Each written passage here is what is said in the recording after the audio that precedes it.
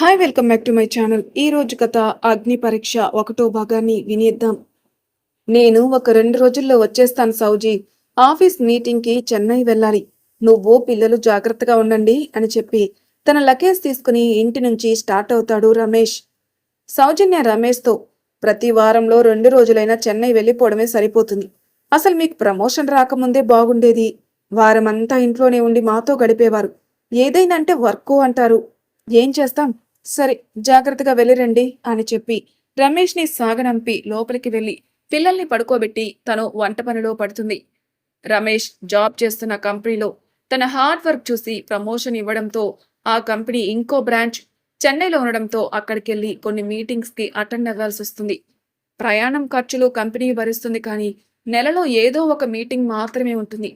మరి నెలలో అన్నిసార్లు ఎందుకు వెళ్తాడో ఏంటో ముందు ముందు తెలుసుకుందాం. సౌజన్య రమేష్ ఇద్దరూ ఒకే కాలేజీలో చదువుకుంటూ ప్రేమించుకున్నారు. తర్వాత ఇద్దరూ 1 సంవత్సరం పాటు జాబ్ చేసి ఇంట్లో తల్లిదండ్రుల్ని ఒప్పించి పెళ్లి చేసుకున్నారు. ఇద్దరూ హ్యాపీగా లైఫ్ లీడ్ చేస్తున్నారు. సౌజీకి ప్రెగ్నెన్సీ కన్ఫర్మ్ అవడంతో అటు అత్తమామల్ని, తల్లిదండ్రుల్ని, భర్తని తనకు జాబ్ చేయాలని ఇంట్రెస్ట్ లేదని చెప్పి మానేసి ఇంట్లోనే ఉండాలని అనుకుంటుందని చెప్తుంది. వాళ్ళంతా కూడా సౌజీ నిర్ణయాన్ని గౌరవిస్తూ ఒప్పుకున్నారు. ఆర్థికంగా కూడా వాళ్ళకి ఏ లోటు లేదు కాబట్టి తన మనసుకి నచ్చినట్లు చేయమని చెప్పారు. అలా 1 సంవత్సరం తేడాలో సారా, తేజ్ పుట్టడంతో వాళ్ళని కంటికి రెప్పలా చూసుకుంటూ భర్తకి సపరిల్లు చేస్తూ సంతోషంగా ఉంటుంది సౌజీ. ఇప్పుడు వాళ్ళు పుట్టి 4 సంవత్సరాలు. ఇదంతా 3 నెలల ముందు వరకు. ఇప్పుడు రమేష్ చెన్నై తరచుగా వెళ్లడంతో సౌజీకి ఏం తోచడం లేదు. ఆ 2 రోజులు అత్తారింటికో పుట్టింటికో అంటే ఇద్దరిల్లు ఒక పూట ప్రయాణం, అందుకే వెళ్లడం అలవాటు చేసుకుంది. సరదాగా 2 రోజులు వాళ్ళతో గడిపి రమేష్ వస్తున్నానని చెప్పిన తర్వాత అక్కడి నుంచి ఇంటికొచ్చేది. రమేష్ వచ్చేసరికి తన కోసం ఎదురు చూస్తూ ఉండేది. ఇలా 1 సంవత్సరం గడిచిన తర్వాత ఒకరోజు రమేష్ చెన్నై నుంచి వస్తూ చేతిలో ఒక పాపతో బయట నిలబడి ఉన్న రమేష్ని చూసిన సౌజీకి అర్థం కాదు. ఆ పాప ఎవరు అని రమేష్ని అడిగింది. రమేష్ మాట్లాడకుండా లోపలికి వెళ్ళిపోతాడు. అప్పుడే రమేష్ తల్లిదండ్రులు ఇంటికి రావడంతో సౌజీ కూడా మాట్లాడకుండా మౌనంగా ఉంటుంది. పాపని బెడ్పై పడుకోబెట్టి లోపలికెళ్ళి ఫ్రెష్ అయి వచ్చి హాల్లో కూర్చుంటాడు. అప్పటి వరకు సైలెంట్గా ఉన్న రమేష్ తల్లిదండ్రులు, ఈ పాప ఎవరు చిన్నా, ఇంటికెందుకు తీసుకొచ్చావు అని అడుగుతారు. సౌజన్య మౌనంగా ఉండి ఏం చెప్తాడా అని చూస్తుంది. రమేష్ పాపకి పాలు పట్టించి పడుకోబెట్టి హాల్లోకొచ్చి కూర్చున్నాడు. సౌజీ వైపు చూసి తన తల్లిదండ్రులను చూస్తూ, అమ్మా, ఆ బిడ్డ నా బిడ్డే అనగాని సౌజన్యకి ఒక్కసారిగా కాళ్ళ కింద భూమి కంపించినట్టయింది. పక్కకి పడబోతే అత్తగారు తనని పట్టుకుని పక్కన కుర్చీలో కూర్చోబెట్టి రమేష్ వైపు కోపంగా చూస్తారు. రమేష్ కంగారుగా సౌజీ వైపు వస్తుంటే చేత్తోనే వద్దని వారిస్తుంది సౌజీ. రమేష్ అక్కడే ఉండిపోయాడు. తర్వాత రమేష్ అమ్మా నాన్న అసలేం జరిగిందో చెప్పమని అడగడంతో రమేష్ చెప్పడం మొదలు పెడతాడు. అమ్మా, నాన్న, సౌజన్య, మీరంతా నన్ను క్షమించాలి. నేను కాలేజీలో చదువుతున్న రోజుల్లో సౌజీని ప్రేమించడం, తర్వాత మీ అందరి అంగీకారంతో మా పెళ్లి జరిగింది. మేము ఈ 4 సంవత్సరాలు చాలా సంతోషంగా ఉన్నాం కూడా. కానీ అని చెప్పడం ఆపేయడంతో రమేష్ తల్లిదండ్రులు కానీ ఏంట్రా, తర్వాత ఏం జరిగిందో చెప్పు అంటారు. మళ్ళీ చెప్పడం ఆరంభించాడు. నేను కాలేజీలో చదువుతున్న రోజుల్లో మా క్లాస్మేట్ శైలజ నన్ను ప్రేమించిందట. కానీ నేను సౌజన్యాన్ని ప్రేమిస్తున్నానని తెలిసి తాను ప్రేమించిన విషయం చెప్పకుండా దాచింది. తన జీవితంలో నన్ను తప్ప ఇంకెవరిని ఊహించుకోలేక పెళ్లి గురించి తన తల్లిదండ్రులు ఎన్నిసార్లు అడిగినా వద్దని చెప్పి వాళ్ళకి దూరంగా ఉండాలని చెన్నై వెళ్ళిపోయిందంట. కానీ 1 సంవత్సరం క్రితం యాక్సిడెంట్లో తల్లిదండ్రులు ఇద్దరిని పోగొట్టుకుని ఒంటరిగా మిగిలిపోయింది. నేను 1 సంవత్సరం క్రితం ఆఫీస్ వర్క్ మీద చెన్నై వెళ్ళినప్పుడు శైలజ ఎయిర్పోర్ట్లో కనిపించింది. కాసేపు మాట్లాడుకుని వెళ్ళిపోతూ తన అడ్రస్ ఇచ్చేళ్ళింది. తనుండేది అక్కడికి దగ్గరలో అని చెప్పి మీటింగ్ అయ్యాక తనని కలవమని చెప్పింది. నేను అలాగే మీటింగ్ పూర్తి చేసుకుని తన ఇంటికి వెళ్ళాను. ఇంట్లో శైలజ ఒక్కతే ఉంది. నేను అడిగితే విషయం అంతా చెప్పి నన్ను ప్రేమించినందుకు తన కుటుంబం జీవితం లేకుండా పోయిందని తెలిసి చాలా బాధపడ్డాను. అదే సమయంలో తాను నాకు డ్రింక్ తెచ్చి ఇవ్వడంతో వద్దని చెప్పినా తను వారించి నాతో తాగించింది. అది తాగిన నాకు మత్తుగారడంతో కళ్ళు మూసుకుపోతున్నాయి. ఒళ్ళంతా తెలియకుండానే ఏదో మోహం కమ్మేసింది. ఆ సమయంలో శైలజ నన్ను ఒక కోరిక కోరింది.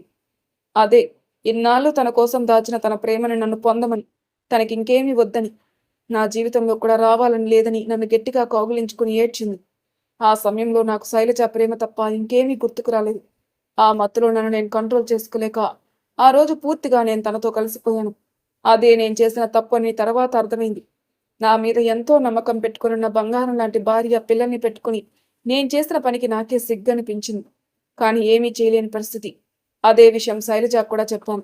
తను నాకు ధైర్యం చెప్పి, నేను నీ జీవితంలోకి రావాలని ఇదంతా చేయలేదు. నీ ప్రేమ నాకు దక్కింది, అది చాలు. దీనికోసమే నీకు డ్రింక్లో మందు కలిపిచ్చాను. నేను చేసింది తప్పే కానీ తప్పలేదు అని చెప్పింది. నేను ఇంకా అదంతా వదిలేసి వెంటనే నీకోసం నీ దగ్గరికి వచ్చేశాను సౌజీ. కానీ తర్వాత తాను ఫోన్ చేసి ప్రెగ్నెంట్ అని చెప్పి చాలా సంతోషంగా ఉంది. నాకేం చేయాలో అర్థం కాలేదు కానీ శైలజ తన బిడ్డని తను చూసుకుంటాను. ఈ విషయంలో నేను ఇబ్బంది పెట్టనని చెప్పడంతో ఆ టైంలో తనని ఒంటరిగా వదలలేక చూడ్డానికి ప్రతి వారం వెళ్ళేవాణ్ణి. అలా తనకి నెలల నిండి పెయిన్స్ వస్తున్నాయని హాస్పిటల్కి తీసుకెళ్లి జాయిన్ చేశాను. కానీ శైలజ డెలివరీ అయిన తర్వాత బిడ్డని నా చేతిలో పెట్టి తను చనిపోయింది. ఆ సమయంలో నాకేం చేయాలో తెలియలేదు. ఒకవైపు బిడ్డ, మరోవైపు శైలజ మరణం. ఇక చేసేదేమీ లేక 1 నెల రోజులు బిడ్డను చూసుకోవడానికి నర్సుని పెట్టాను. తర్వాత శైలజకి ఎవరూ లేకపోవడంతో నేనే తన దహన సంస్కారాలు చేయించాను. ఈ నెల రోజులు ఆవిడ జాగ్రత్తగా బిడ్డను చూసుకుంది. ఇప్పుడు ఈ బిడ్డకి తండ్రిగా అతన్ని చూసుకోవాల్సిన బాధ్యత నాదే కాబట్టి ఇంటికి తీసుకునొచ్చాను సౌజీ. నన్ను క్షమించు అని అడగడానికి కూడా ధైర్యం సరిపోవడం లేదు. నాకు నువ్వు కావాలి సౌజీ. నేను చేసింది తప్పే కానీ ఆ సమయంలో నేను ఏం చేశానో నాకే తెలియదు. నన్ను నమ్ము సౌజీ అని బాధపడతాడు. రమేష్ తన మనసులో ఉన్న బాధనంతా సౌజీతో చెప్పి మనసు తేలికపరుచుకొని సౌజన్య నిర్ణయం ఏంటో అని తనని క్షమించానని చెప్తుందా లేదా అని ఎదురు చూస్తున్నాడు. సౌజీ ఏం మాట్లాడకుండా తన గదిలోకి వెళ్ళి తలుపేసుకుంది. రమేష్ తల్లిదండ్రులు కూడా ఏం మాట్లాడాలో అర్థం కాక అక్కడి నుంచి వేరే గదికి వెళ్ళిపోతారు. ఆ రోజంతా ఇంట్లో మౌనమే రాజ్యమేలుతుంది. రమేష్ పాపని పడుకోబెట్టి కొన్ని పాలు కాచి చల్లార్చి సౌజన్యకి తీసుకెళ్తాడు. సౌజన్య గదిలో ఒంటరిగా కూర్చొని ఆలోచిస్తుంటే రమేష్ పాలు గ్లాస్ మంచం పక్కనున్న టేబుల్ మీద పెట్టి సౌజన్య దగ్గరికెళ్ళి మోకాలపై కూర్చొని ఆమె ఒడిలో తలపెట్టి, సౌజీ నన్ను క్షమిస్తావు కదా? సౌజన్య వెంటనే పైకి లేచి పిల్లల గదిలోకెళ్ళి వాళ్ళ పక్కన పడుకుంటుంది. రమేష్కి మనసంతా అల్లకల్లోలంగా ఉంది. ఇక్కడ సౌజీ పరిస్థితి కూడా అలాగే ఉంటుంది. అలాగే ఏడుస్తూ రమేష్ చేసిన పని గురించి ఆలోచిస్తూ ఎప్పటికో నిద్రలోకి జారుకుంది. రమేష్ పాపను తీసుకుని వెళ్లి బెడ్డుపై పడుకోబెట్టి తను కూడా ఆలోచనలతో ఎప్పటికో నిద్రపోయాడు.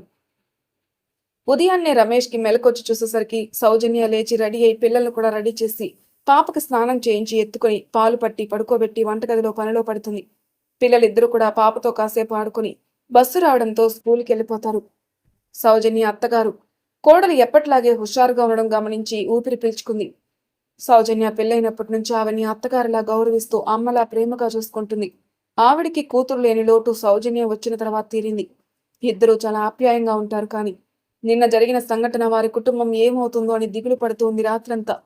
కానీ ఎప్పుడూ సౌజన్యాన్ని అలా చూసేసరికి ఆవిడ ఆనందంగా వంటగదిలోకి వెళ్లి సౌజన్యాన్ని పలకరించింది. సౌజన్య అత్తగారి మాట వినగాని, అత్తయ్య మీరెందుకు వచ్చారు వంటగదిలోకి? ముందు వెళ్ళి హాల్లో కూర్చోండి అని హాల్లోకి నడిపించి నేను కాఫీ తీసుకొని వస్తానని చెప్పి అక్కడి నుంచి వెళ్ళిపోయింది.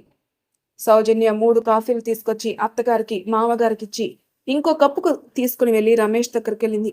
అప్పటికే నిద్రలేచి హాల్లో జరిగేదంతా ఉదయం నుంచి చూస్తున్న రమేష్ సౌజన్య రావడంతో బెడ్డికి తలవాల్చి కళ్ళు మూసుకుంటాడు.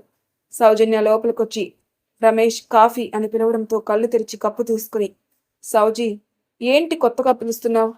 నన్ను ఎప్పుడు నువ్వు అలా పిలవు కదా, నువ్వు నన్ను పిలిచేది పేరు అని చెప్పబోతుంటే సౌజన్య, రమేష్ నువ్వు నిన్నటి నుంచి ఆ పేరు పిలిపించుకునే ఛాన్స్ పోగొట్టుకున్నావు. నువ్వు నిన్న ఒక మాట అన్నావు గుర్తుందా? నీకు తెలియకుండానే తప్పు జరిగిపోయిందని. అదే నీ స్థానంలో నేనుంటే నువ్వు నన్ను క్షమించగలవా చెప్పు అని సూటిగా ప్రశ్నించింది. రమేష్ ఇంకేం మాట్లాడలేక మౌనంగా ఉంటాడు. నువ్వు చెప్పలేవు, ఎందుకంటే మీరేం చేసినా చెల్లుతుంది. లోకం కూడా ఏమీ అనలేదు. అదే ఒక మహిళ ఇలాంటి పని తాను అవసరం కోసం చేసినా దాన్ని తప్పు పడుతుంది సమాజం. నిన్ను ఇన్ని మాట్లాడడానికి కారణం తెలుసా? నా మనసులో నిన్నటి నుంచి ఉన్న బాధంతా ఈ రూపంలో బయటకు వస్తుంటే మనసు తేలిక పడుతుంది అంది. సౌజన్య మాట్లాడుతూ ఉండగా రమేష్ వచ్చి సౌజన్యాన్ని హగ్ చేసుకుని ఏడుస్తాడు. నువ్వు లేకుండా ఉండలేను సౌజీ. నీకు కూడా తెలుసు నాకు నువ్వంటే ఎంత ప్రాణమో అని. తన మనసులో ఉన్న బాధనంతా కన్నీటి రూపంలో బయటికి పంపించాడు. సౌజన్య ఒక్కసారిగా రమేష్ చేసిన చర్యకి సౌజీ షాక్ అయిపోతుంది. తర్వాత రమేష్ కౌగిల్ని విడిపించుకుని బయటికి ఏడుస్తూ వెళ్ళిపోతుంది.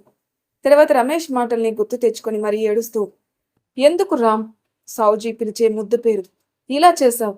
నా బాధ నువ్వు తప్పు చేశావని కాదు, అది నీకు తెలియకుండా జరిగిన పొరపాటు. కానీ ఈ విషయం నువ్వు నాకు వచ్చిన రోజే చెప్పి ఉంటే నేను ఇంత బాధపడేదాన్ని కాదేమో అనిపిస్తుంది. ఎందుకంటే పాప పుట్టే వరకు నిజాన్ని దాచావు. నిజమే, ప్రపంచంలో ఏ భార్యను అలా ఆలోచించుకుపోవచ్చు.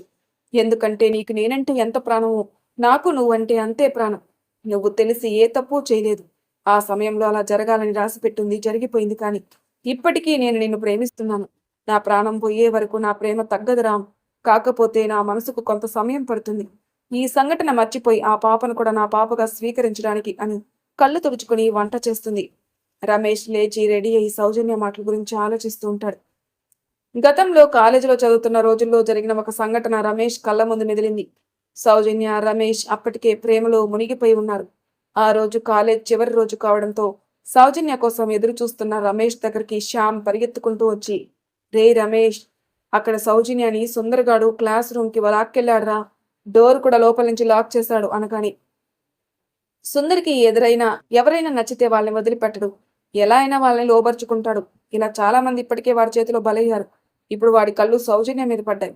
చాలా రోజుల నుంచి అవకాశం కోసం ఎదురు చూస్తున్న సుందరికి ఆ రోజు అనుకూలంగా ఉండడంతో సౌజన్యాన్ని బలవంతం చేయబోయే సమయంలో సౌజన్య ఆ రూమ్ లో ఉన్న రాడ్ తీసుకుని బలంగా కొట్టడంతో స్లో కోల్పోతాడు. రమేష్ పరిగెత్తుకుంటూ వెళ్లి ఆ డోర్ ఓపెన్ చేయడానికి ప్రయత్నిస్తాడు. ఎంతకీ ఆ డోర్ ఓపెన్ కాకపోవడంతో బలవంతాన కూడా తీసుకుని ఒక్కసారిగా తలుపు తన్నేసరికి డోర్ ఓపెన్ అవుతుంది. ఆ ఫోర్స్ కి లోపలికి వెళ్ళిన రమేష్ శ్యామ్ కి అక్కడ ఏడుస్తూ ఇనప రాడ్ని చేతిలో పట్టుకున్న సౌజీ కింద తల పట్టుకుని స్పృహ కోల్పోయిన సుందర్ని చూసి వెంటనే సౌజన్య దగ్గరికి వెళ్ళి తనని హాక్ చేసుకుంటాడు.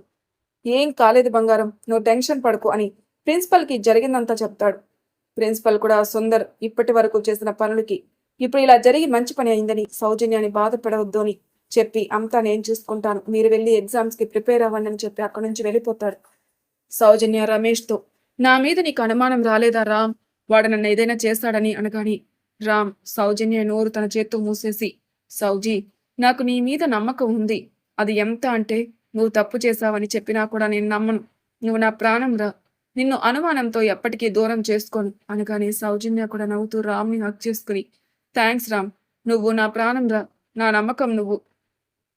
నువ్వు నిజంగా తప్పు చేశావని తెలిసినా నీ మీద ప్రేమ తగ్గదు. ఆ తప్పు చేయడానికి ఉన్న పరిస్థితులు ఏంటో అర్థం చేసుకుంటానే కానీ నిన్ను దూరం చేసుకోను, ప్రామిస్ అనగాని రామ్ సౌజన్య నుదుటిపై ముద్దు పెట్టుకుంటాడు. ఆ రోజు అనుకోకుండా నీ నోటి నుండి వచ్చిన మాటే నేను నిజం చేశాను సౌజీ, కానీ నీ ప్రవర్తన నన్ను బ్రతుకున్న శవంలా మార్చుతుందిరా. ఎప్పటికైనా నన్ను క్షమించానని నీ నోటి నుండి వచ్చే ఒక్క మాట చాలురా, దానికోసం ఎదురు చూస్తూ ఉంటానని ఏడుస్తాడు. అక్కడ సౌజన్య వంట పూర్తి చేసి అత్తామామలకి వడ్డించి భర్త వస్తాడేమని చూస్తుంది. రమేష్ ఎంతకీ రాకపోవడంతో, చిన్న భోజనానికి రా అనగానే రమేష్ హాల్లోకి వచ్చి డైనింగ్ టేబుల్ దగ్గర కూర్చుంటాడు. సౌజన్య మౌనంగానే రమేష్కి భోజనం వడ్డిస్తుంది. అది చూసిన రమేష్ తల్లిదండ్రులు, మీరిద్దరూ ఎప్పటికీ ఇలానే కలిసి ఉండాలని మనసులో అనుకుని భోజనం చేస్తారు. తర్వాత వాళ్ళ రూమ్కి వెళ్తారు. రమేష్ చాలా నెమ్మదిగా తింటూ ఉంటాడు. సౌజన్యతో మాట్లాడాలని సౌజన్య కూడా కూర్చుని భోజనం వడ్డించుకుంటుంది. అన్నం కలుపుకొని నోట్లో పెట్టుకునే సమయానికి రమేష్ తన చేతిలోని ముద్దని తినేస్తాడు. కోపంగా రమేష్ వైపే చూస్తుంది సౌజీ. రమేష్ సౌజన్య ప్లేట్ తీసుకుని అన్నం కలుపుతూ, సౌజీ, ఇప్పుడు నువ్వు నా చేతితో తినకపోతే నేను చచ్చినంత ఒట్టు, నీకు నా గురించి తెలుసు కదా అనగాని సౌజీ అప్రయత్నంగానే రమేష్ నోరు తన చేత్తో మూసేసి కోపంగా చూస్తుంది. రమేష్ నవ్వుతూ, నాకు తెలుసు సౌజీ, నీకు ఒట్టి పెడితే కానీ మాట విను, కనీసం నేను చెప్పేది కూడా వినకుండా నీ పంతంతో నన్ను దూరం పెట్టావు. నాకు తెలుసు నేనంటే నీకు ప్రాణమని, అలాగే నువ్వంటే కూడా నాకు ప్రాణం కంటే ఎక్కువ. కానీ జరిగింది నా తప్పే, నేను వెళ్లకుండా ఉండాల్సింది ఆ రోజు. నన్ను క్షమించు సౌజీ, నేను నిన్ను బలవంతం చేయను. నీకు ఎప్పుడు నా మీద కోపం పోతుందో అప్పుడే నాతో మాట్లాడు, నేను అప్పటి వరకు ఎదురు చూస్తూ ఉంటానని సౌజీకి తినిపిస్తూ మాట్లాడతాడు. సౌజీ కూడా ఒట్టు పెట్టుకున్నాడు కాబట్టి సైలెంట్గా తింటుంది. అప్పుడే సౌజన్య అత్తగారు బయటకొచ్చి వాళ్ళిద్దరిని చూసి, అమ్మయ్య, వీళ్ళిద్దరు కలిసిపోయారు, ఇంకా ఏ సమస్య లేదు అనుకుని సంతోషంగా గదిలోకి వెళ్ళి బట్టలు సర్దుకుంటుంది వాళ్ళ ఇంటికి వెళ్ళడానికి. భోజనం అయిన తర్వాత సౌజన్య ఏం మాట్లాడకుండా మౌనంగా పిల్లల గదిలోకి వెళ్ళింది. అక్కడ గది సర్దుతూ రమేష్ గురించి ఆలోచిస్తుంటే పాప ఏడుపు వినిపించడంతో పాపని హాల్లోకి వచ్చి కాసేపు ఎత్తుకుని ఆడిస్తూ ఊరికే పెడుతుంది. తర్వాత ఆ పాప సౌజీ చేతి వేలు పట్టుకుని నవ్వుతూ ఆడుకుంటుంది. ఆ పాపను చూస్తూ సౌజీ, మీ అమ్మ చేసిన పొరపాటికి నీకు శిక్ష పడేలా ఎప్పటికీ చెయ్యను తల్లి, ఇక నుంచి నువ్వు నా కూతురివే అని నవ్వుతూ ముద్దు పెట్టుకుంది. ఆ పాపకి ఏం అర్థమైందో మరి, బోసి నవ్వులతో సౌజన్య బుగ్గపై ముద్దు పెట్టుకుంది. సౌజన్య కళ్ళల్లో నీళ్లు తిరిగాయి ఒక్కసారిగా. పాపనలా ఆడిస్తూ తన మానసిక ఒత్తిడిని తగ్గించుకుంటుంది. పాప పడుకోవడంతో పాపని జాగ్రత్తగా పడుకోబెట్టి హాల్లో కూర్చొని ఆలోచిస్తుంటే అంతలో అత్తగారు మామగారు బ్యాగుతో బయటికి రావడం చూసి, అత్తయ్య, మావయ్య ఎక్కడికి వెళ్తున్నారు అని అడుగుతుంది. దానికి ఆవిడ నవ్వుతూ, ఇక మేము ఇక్కడ ఉండే అవసరం లేదు సౌజీ. జాగ్రత్తగా ఉండండి మీరంతా. ఇంటికెళ్తున్నాం. ఏదైనా అవసరం ఉంటే ఫోన్ చెయ్యి. వెంటనే వచ్చేస్తామనగానే సౌజీకేం చెప్పాలో తెలియక, మీ అబ్బాయికి చెప్పారా అత్తయ్య? మీరు వెళ్ళిపోతున్నారని అనగాని, హా! చెప్పానమ్మా. వాడి ఇబ్బంది ఏమీ లేదని చెప్పాడు. సరే ఇక మేం వెళ్తాం అని చెప్పి కారులో అక్కడి నుంచి వెళ్ళిపోయాడు. సౌజన్య ఆలోచిస్తూ ఉండగానే రమేష్ హాల్లోకొస్తాడు. అప్పుడే పిల్లలు స్కూల్ నుంచి ఇంటికి రావడంతో సౌజీ వెళ్లి వాళ్ళని లోపలికి తీసుకునొస్తుంది. రమేష్‌తో, నేను రేపు మా పుట్టింటికెళ్తున్నాను పిల్లలతో సహా అనగానే రమేష్ షాక్ అవుతాడు. ఇ ఇ ఇప్పుడు అక్కడికి ఎందుకు సౌజీ అని ఆ మాటలు కూడా తీసుకుని అనుమానంగా అడుగుతాడు రమేష్. సౌజన్య రాత్రికి వంట చేసేసి పిల్లలకి తినిపించేసి పాపకి పాలు పట్టించి అందరినీ పడుకోబెడుతుంది. తర్వాత రమేష్ రావడంతో తనకి భోజనం వడ్డించి అన్నీ దగ్గర పెట్టేసి తన పిల్లల రూమ్‌లోకెళ్ళి డోర్ లాక్ చేసుకుంది. బయట నుంచి ఆ సౌండ్ విన్న రమేష్ భోజనం మధ్యలో చేయి కడిగేసి రూమ్‌లోకెళ్ళిపోతాడు. సౌజన్య గురించి ఆలోచిస్తూ ఎప్పటికో నిద్రపోతాడు. అర్ధరాత్రి వరకు ఆలోచిస్తూ ఉన్న సౌజన్య నెమ్మదిగా లేచి రమేష్ పడుకున్న రూమ్‌లోకెళ్ళి డోర్ ఓపెన్ చేసి లోపలికెళ్ళింది. రమేష్ గాఢ నిద్రలో ఉండడంతో సౌజన్య రావడం కూడా తెలీదు. సౌజన్య రమేష్ పక్కన కూర్చుని రమేష్ నుదుటిపైన ముద్దు పెట్టుకొని, 2 రోజులు నీకు ఈ బాధ తప్పదు శ్రీవారు. తర్వాత మీకు నచ్చి మీరు ప్రేమించే సౌజన్యగా మళ్ళీ మీ దగ్గరకొస్తాను. అప్పుడు మీరు ఇప్పుడు పడుతున్న బాధకి రెట్టింపు ఆనందపడతారని చెప్పి బుగ్గపై ముద్దు పెట్టుకుంది. తర్వాత రమేష్‌ని చూస్తూ, నేను మీకు దూరంగా ఉండాలంటే ఎంత కష్టంగా ఉంటుందో తెలుసా? కానీ ఇప్పుడు నాకు ఈ దూరం లేకపోతే మీరిచ్చిన షాక్‌కి నిజంగా పిచ్చి పట్టేది. రేపు నేను పిల్లల్ని తీసుకుని వెళ్తానని చెప్పంగానే మీ కళ్ళల్లో నీళ్లు తిరిగాయి. అది గమనించాను. నేను పిల్లల్ని అన్నది సారా, తేజ్‌ని మాత్రమే కాదు, నా పాపని కూడా. అది నీకు రేపు తెలుస్తుంది అని నవ్వుకుంటూ వెళ్ళిపోతుంది. రమేష్ ఉదయాన్నే లేచి రెడీ అయి హాల్లోకొస్తాడు. ఇంట్లో ఎవరూ కనిపించలేదు. ఉదయాన్నే అందరూ ఎక్కడికెళ్లారో అనుకోగానే రాత్రి సౌజన్య మాటలు గుర్తుకొచ్చి, అంటే నిజంగానే వెళ్ళిపోయిందా? మరి పాప అనుకుంటూ గదిలోకెళ్ళి చూస్తే అక్కడ పాప కనిపించదు. ఇల్లంతా ఒకసారి వెతికి చూసి కొంచెం ఆలోచించి సౌజన్య తీసుకెళ్ళుంటుందని పాపని తీసుకుని వెళ్ళింది అంటే తన ఉద్దేశం ఏమై ఉంటుంది? సౌజికి ఫోన్ చేస్తాడు కానీ లిఫ్ట్ చేయదు. నాతో సరిగా మాట్లాడడం లేదు. అత్తయ్య వాళ్ళకి ఫోన్ చేస్తే ఇప్పుడొద్దులే, మధ్యాహ్నం నేనే వెళ్ళి మాట్లాడతాననుకుని ఆఫీస్‌కెళ్ళాడు. మీటింగ్‌కి అటెండ్ అయి ఆఫ్టర్‌నూన్ నుంచి లీవ్ తీసుకుని రమేష్ తన కారులో డైరెక్ట్‌గా వాళ్ళ అత్తగారింటికెళ్తాడు. అప్పటికే సౌజన్య ఇంట్లో వాళ్ళకి పాప గురించి చెప్పి, ఇప్పటి నుండి ఈ పాప కూడా నా పాపే. కానీ మీరెప్పుడు తన ముందు ఈ విషయాల్ని మాట్లాడకూడదు. సారా, తేజ్‌తో సమానంగా చూడాలి అని అందరినీ ఒప్పించి, తేజ్, సారాతో మీరు కూడా పాపని ఎప్పుడూ దూరం పెట్టకూడదు. తను మీ చెల్లెలు సరేనా అనగానే, సరే అమ్మా అని పాపని దగ్గరికెళ్ళి తన చేతిని పట్టుకొని ఆడిస్తారు. సౌజన్య తల్లిదండ్రులు కూడా పాపను చూసి నవ్వుతూ ఎత్తుకుని ఆడిస్తారు. పాప కూడా నవ్వుతూ ఆడుకుంటుంది. సౌజన్య వాళ్ళ అమ్మగారు నవ్వుతూ, సౌజీ, భర్తని ఇంతగా ప్రేమించే భార్యవి నువ్వేనేమోని. నేను చాలా మందిని చూశాను. భర్త తప్పు చేయకపోయినా తప్పు పట్టి విడిపోయిన భార్యని. కానీ నువ్వు భర్త తప్పు చేసిన పాపతో వచ్చినా నీ భర్తను ప్రేమిస్తూనే ఉన్నావు.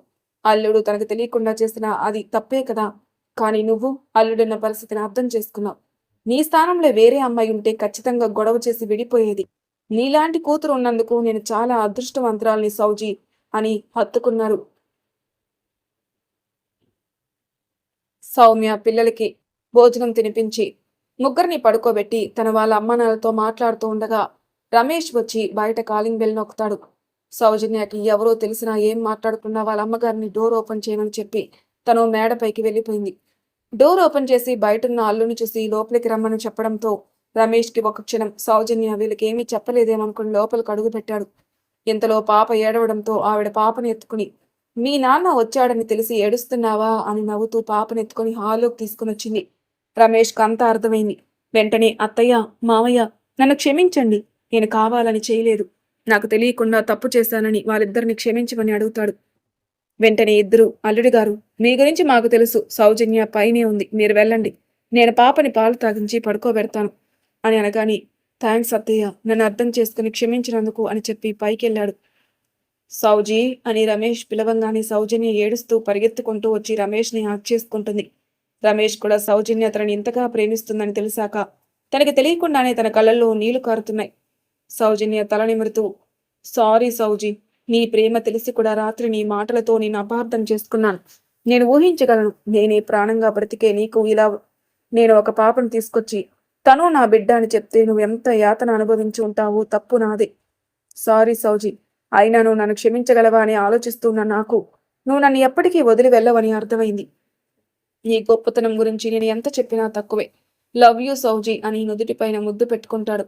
సౌజన్య కూడా నవ్వుతూ రామ్ అని పిలిచి సారీ నిన్ను చాలా ఇబ్బంది పెట్టాను. నీకు దూరంగా ఉండడం ఎంత కష్టమో తెలుసా అని మళ్ళీ హగ్ చేసుకుంటుంది.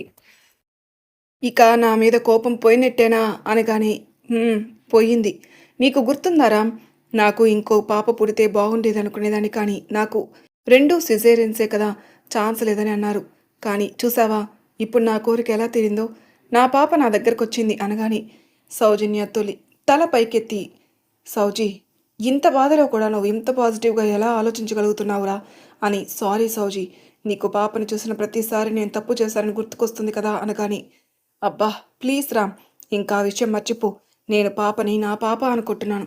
నేను అస్సలు బాధపడను సరేనా అంది. రామ్ కూడా నవ్వుతూ సరేని ఇద్దరు కాసేపు పైన కూర్చొని కబుర్లు చెప్పుకుంటూ ఉంటారు. తర్వాత పిల్లలు లేచి డాడీ అంటూ రావడంతో ఇద్దరూ పైకి లేచి పిల్లల్ని హత్తుకుంటారు. అందరూ కలిసి కిందికొచ్చి సౌజన్య రూమ్లోకి వెళ్ళి బ్యాగ్ సర్దుకొని బయటకు వస్తుంది.